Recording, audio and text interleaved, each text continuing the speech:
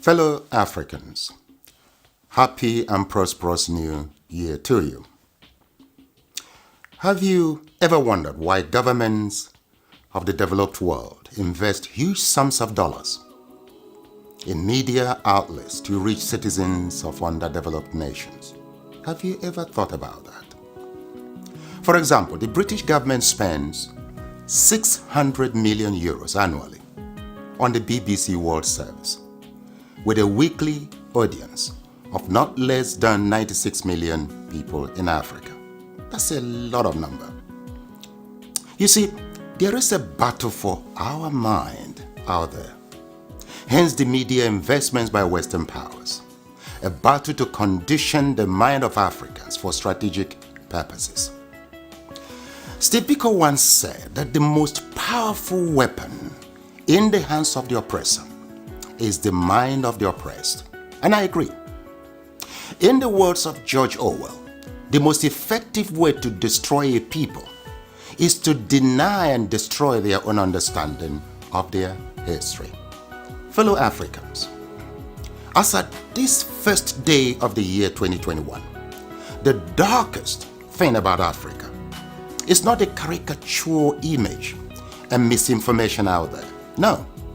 Or the state of the continent as we know it today, but the ignorance of Africans of who and what Africa is, the minefields navigated so far, conspiracies survived, and the formidable obstacles ahead of us. That's the problem. So, fellow Africa, my question to you this hour, and in this new year, is this: how much do you know of your Africa? You see, for centuries, strategies have been deployed to manipulate and brainwash Africans, corrupt our understanding of ourselves, our reality, and the world, and implant in us a flawed notion of inferiority and little value adding in the world. Believe me or not, one of those strategies is the use of world map. Yes, world map, to create a visual illusion of a small, intellectually, politically, and economically insignificant Africa. But is that really true? Now, here are the facts. Africa has a total area space larger than all of Europe, China, and the United States of America combined. Yes, it is 3 times the area of China, 3 times the area of Europe, 3 times the area of United States of America. Meaning, you can transplant China, Europe, and United States, and several other countries on the Africa continent, and they will fit neatly. Africa is 30.5 million square kilometers and a youthful population of 1.3 billion inhabitants. China is 9.6 million square kilometers and 1.4 billion inhabitants. India has a total space of 3.3 million square kilometers and 1.4 billion inhabitants. Now, yet, Africa is projected as overpopulated, and pressure mounts on Africans and their leaders to depopulate. Why? Why? Now, please note, Africa is home to 60% of the world's arable land, 90% of raw material reserve, 40% of gold reserve, 33% of diamond reserve, 95% of platinum reserve, and holds the largest bauxite reserves in the world. Of course, in addition to manganese, woods, uranium, crude oil, and others.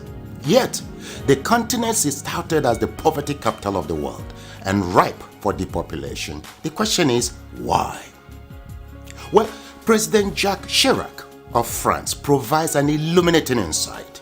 He said, "We bled Africa for 4.5 centuries. We looted their raw materials, then we told lies that the Africans are good for nothing. In the name of religion, we destroyed their culture.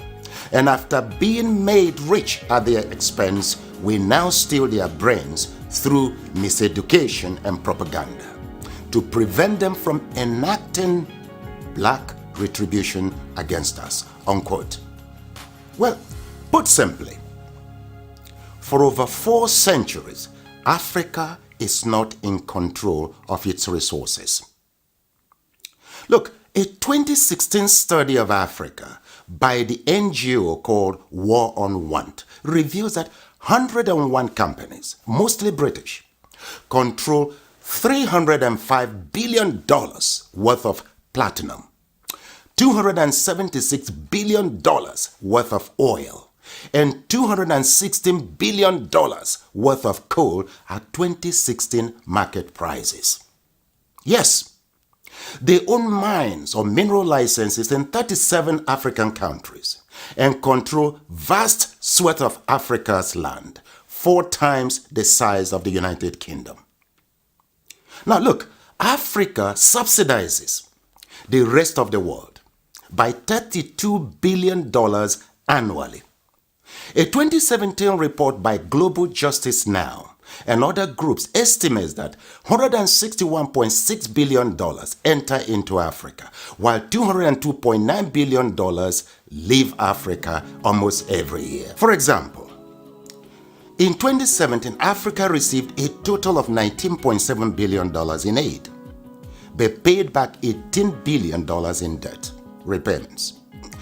Debt burden is killing Africa.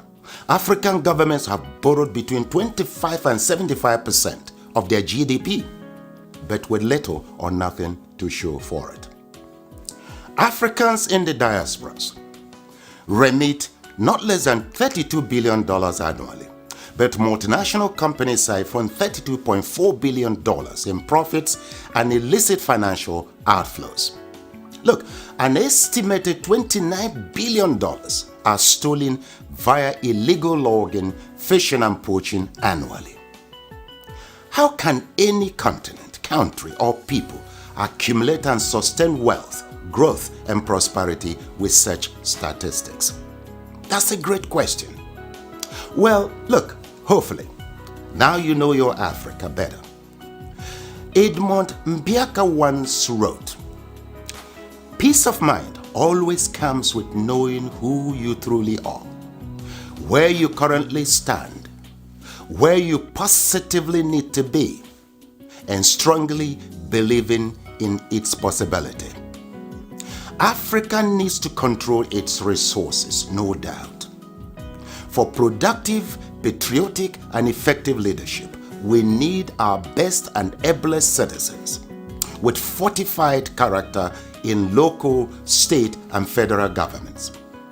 This must be given utmost consideration in upcoming elections across Africa. Let me say it once more, our problem is not the age of our leaders, but unfortified character. It is your responsibility to protect and defend your Africa. The starting point is to educate and transform the mindset of our leaders and peoples. Look, the least you can do is to assist with ensuring that this message reaches every African. Slavery destroyed us. Religion divided us. Ignorance controls us. And truth scares us. With these retrogressive forces, Africa will remain a dark continent. So we must renew our minds. Please share this video in support of my efforts at reconstructing Africa through mindset transformation. You see, together, we will reconstruct Africa and take charge of our destiny. For who controls Africa controls the world. I thank you.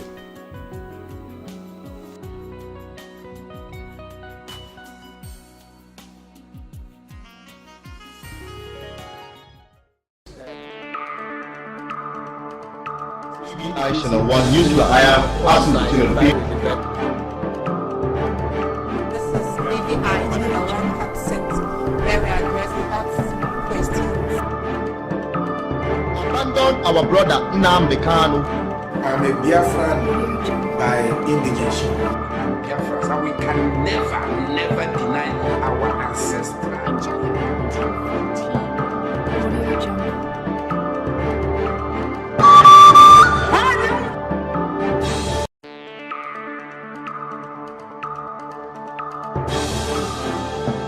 This is BVI Channel 1.